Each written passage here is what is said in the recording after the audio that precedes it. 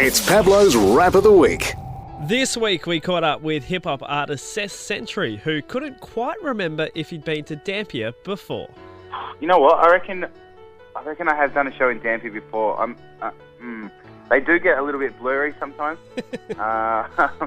especially when you do like northern WA because you do so much driving because it's so far out, and you got to kind of make it worth it by doing as many shows as you possibly can.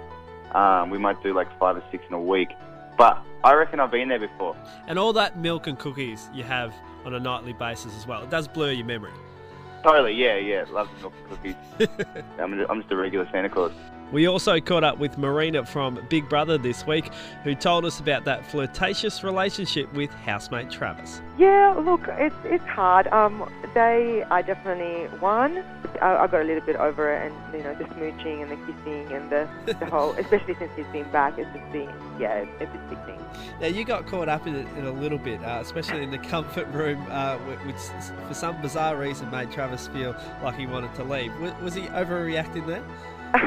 Travis is over hyperactive as it is. He cares a little bit too much about how he comes across, I feel.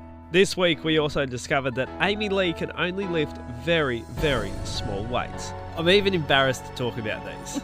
You think that they're quite hard. You actually said to me before we got in the studio that these will make your arms tired.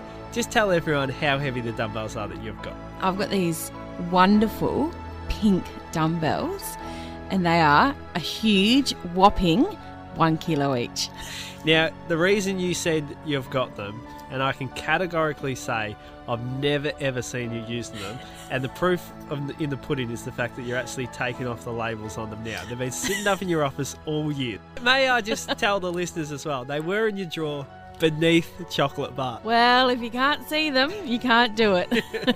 And lastly, Rourke Walsh gave me some advice on what to do with the list my fiancée left me to do while she's away. Number 1, it's a little bit offensive she even wrote this. She said, leave house clean and tidy.